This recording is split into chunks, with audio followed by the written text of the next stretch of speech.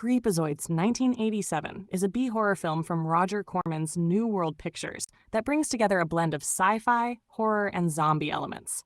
It's set in a post-apocalyptic future where a group of survivors who are stranded in a desolate, irradiated wasteland find themselves up against some grotesque creatures. The movie is pure 80s cheese, with a heavy reliance on its low budget, but it's become a cult classic thanks to its wild premise and over-the-top horror. The plot centers around a group of soldiers and scientists who, after a devastating nuclear war, are scavenging a ruined facility for supplies. As they explore, they discover that the building has been infested by mutated creatures, or creepozoids, that were created as a result of the nuclear fallout.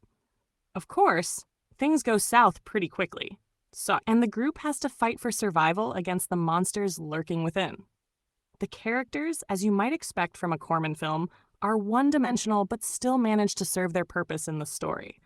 There's a mix of personalities, like the tough, resourceful leader and the terrified, whiny characters, but none of them are deep. This is classic B-movie stuff, where the plot's main focus is the action, gore, and weird creatures rather than character development. In terms of themes, Creepozoids plays with the idea of human survival in a post-apocalyptic world and the unintended consequences of nuclear experimentation. The mutants in the film are the result of man's scientific tampering, reflecting the era's anxieties about the dangers of bioengineering and the after-effects of nuclear warfare. Roger Corman, of course, is a legendary figure in the B-movie world, and Creepozoids fits squarely into the category of cult classics that he helped create. His movies are known for their low budgets, quick production times, and the ability to churn out films that appeal to genre fans with a taste for campy, gory, and sometimes absurd stories. Corman's work has always been about finding a niche audience, and Creepozoids is no exception.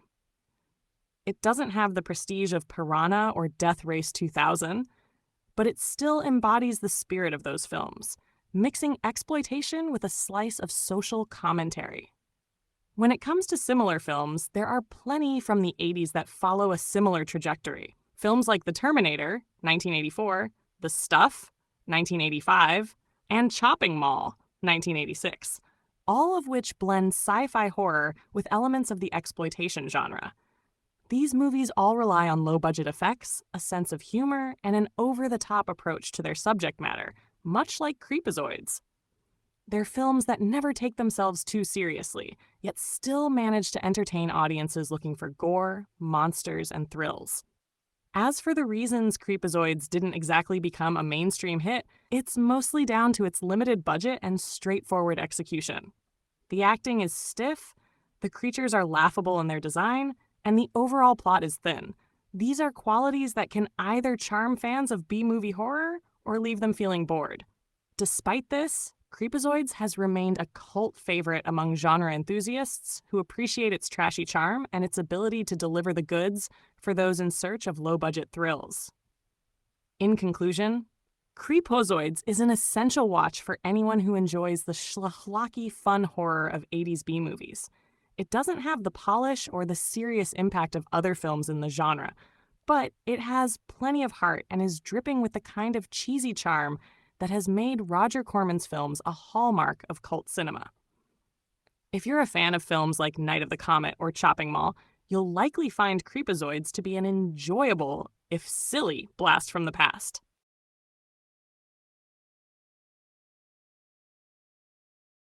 Released in 1987 and produced by Roger Corman, Slave Girls from Beyond Infinity is a campy, low-budget sci-fi adventure that blends exploitation elements with space adventure tropes. Directed by Ken Dixon, this film has all the hallmarks of an 80s B-movie. Cheesy special effects, a simple yet intriguing plot, and plenty of over-the-top characters. The film follows two women, Tisa, Cindy Beale, and Aja, Elizabeth Kaitan, who are kidnapped from their homeworld and stranded on a barren planet. Once on the planet, they are forced to compete in a deadly game, designed by the sadistic Lord Xander, Don Scribner, where they must fight for survival against other female slaves. While the premise is quite basic, it's the execution and the film's unapologetic campiness that make it entertaining. The movie is a mix of space adventure and exploitation, with plenty of action scenes and cheesy dialogue. The two lead actresses, Beale and Keitan, are game for their roles, portraying their characters as both resourceful and determined to outwit the dangerous traps set before them. While their performances aren't Oscar-worthy, they certainly embrace the ridiculousness of the story and bring a certain charm to their roles. One of the standout elements of Slave Girls from Beyond Infinity is its commitment to fun, despite its low budget. The sets are modest, the effects are laughable by today's standards, but the overall tone is one of absurdity, which fits perfectly with the campy nature of the film. The movie doesn't take itself seriously, and that's part of its charm. It's not trying to be a serious sci-fi epic, it's more about having a good time and indulging in its own sense of outrageousness. The special effects are quite dated, which adds to the fun. And the spaceships and set designs are clearly made on a budget, but they still manage to create a decent atmosphere for the story. It's the kind of low-budget sci-fi that fans of 80s films will appreciate for its nostalgic appeal.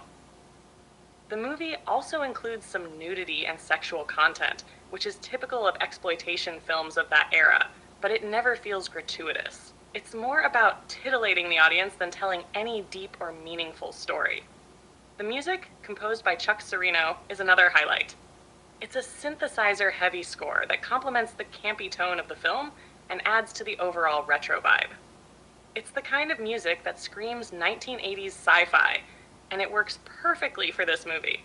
When comparing Slave Girls from Beyond Infinity to other Roger Corman films, it's clear that it doesn't have the same level of cult status as some of his more famous works, like Death Race 2000 or Little Shop of Horrors.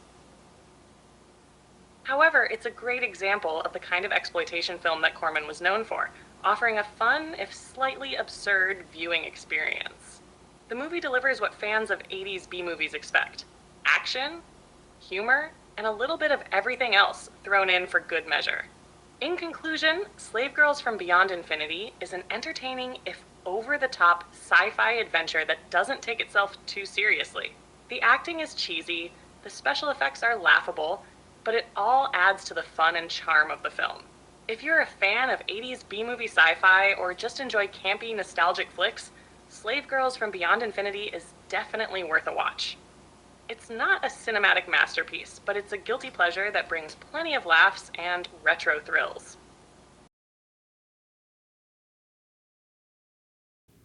Dead Space, 1991 review.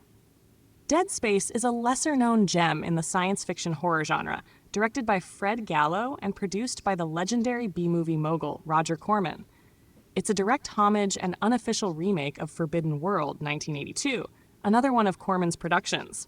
Both films share a similar premise, but Dead Space brings a more 90s flair to the table, with a solid mix of horror, sci-fi, and action. Plot overview. The story of Dead Space is set on a remote, deteriorating space station called the Salvage, where a group of crew members led by the resourceful Captain Sam Scully Daniels, played by Mark Singer, is tasked with investigating a mysterious signal. The crew stumbles upon a bioengineered creature that has escaped and is now wreaking havoc on the station, killing off members one by one. Much like Alien, the space station becomes a claustrophobic and tense environment where the team must figure out how to survive and stop the creature from reaching Earth. The bioengineered creature is a Frankenstein-esque monster created for a military experiment gone awry. This genetically modified organism, much like the xenomorph from Alien, is an unstoppable force, and its increasingly grotesque appearance heightens the horror factor. The parallels to Alien are clear. Both films feature small teams trapped in confined spaces, facing a deadly alien that slowly picks them off. Characters and performance. Mark Singer is the standout here as Captain Scully. Singer, best known for his role in V, 1983, where he played Mike Donovan, a journalist fighting against the alien visitors, brings his usual tough guy persona to the role. Captain Scully is a rugged action hero type, someone who's capable, resourceful, and ultimately sympathetic in his efforts to protect his crew. While he doesn't bring the depth of some more nuanced action heroes, he's solid in the role, and his charisma holds the film together. Singer's portrayal as an action hero is familiar, echoing his role in Beastmaster. 1982, where he played Dar, a warrior who befriends animals to take down an evil sorcerer. The animalistic qualities of his character in Beastmaster translate well here into Dead Space, where Scully's raw physicality and survival instincts are crucial to surviving the alien threat. Comparison to Forbidden World and Alien. As mentioned, Dead Space is a remake of Forbidden World, a low-budget 80s horror flick. Both films explore similar themes of corporate greed, unethical science, and the consequences of experimenting with life forms in space. However, Dead Space updates the creature design and the level of gore, making it more in line with the 90s horror trends.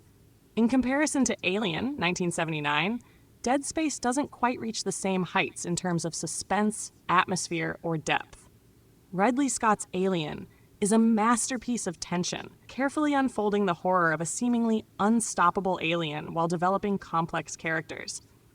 Dead Space, however, leans more into action and gore, with a quicker pace and less subtlety. The lack of a truly terrifying atmosphere makes it feel more like a straightforward creature feature, but that doesn't necessarily take away from its entertainment value. It's a fun ride if you're into B-movie sci-fi horror. Mark Singer's career. Mark Singer's career is rooted in 80s and 90s genre films, and his role in Dead Space fits nicely into the action-heavy B-movie landscape. His role in V as Mike Donovan, the journalist who leads a resistance against alien invaders, remains one of his most iconic. He returned to the role in the V miniseries revival in the 2000s, but it was his work in Beastmaster that cemented him as a cult action hero. Beastmaster, 1982, is perhaps his most beloved role, where he starred as Dar, a warrior with the ability to communicate with animals. The film gained a huge following, largely thanks to its combination of sword and sorcery action and quirky charm. It has since become a classic of the fantasy genre. While Singer's other roles weren't as widely recognized as his work in V or Beastmaster, he remained a steady presence in TV movies and genre films throughout the 80s and 90s. Themes and legacy. Dead Space doesn't quite break new ground in terms of themes, but it does reflect the growing popularity of horror sci-fi hybrids during the late 80s and early 90s. It plays with concepts of bioengineering and corporate experimentation, themes that were already explored in Alien and the Terminator franchise. The movie touches on the consequences of playing God with technology and how these creations can come back to bite their creators. The legacy of Dead Space is less about its influence on cinema and more about its place within Roger Corman's catalog of schlocky, entertaining B-movies. Much like Forbidden World before it, Dead Space is remembered for its campy, fun approach to the sci-fi horror genre. It doesn't have the same cultural footprint as Alien or the Terminator, but it still has a devoted following among fans of low-budget sci-fi horrors and Corman's particular brand of filmmaking. In the broader scope of 80s and 90s sci-fi horror, Dead Space is a curious entry. It's a product of its time, filled with practical effects, slimy creature designs, and an action-packed storyline that doesn't take itself too seriously. It's certainly worth watching for fans of Mark Singer and those who enjoy a good old-fashioned space horror flick.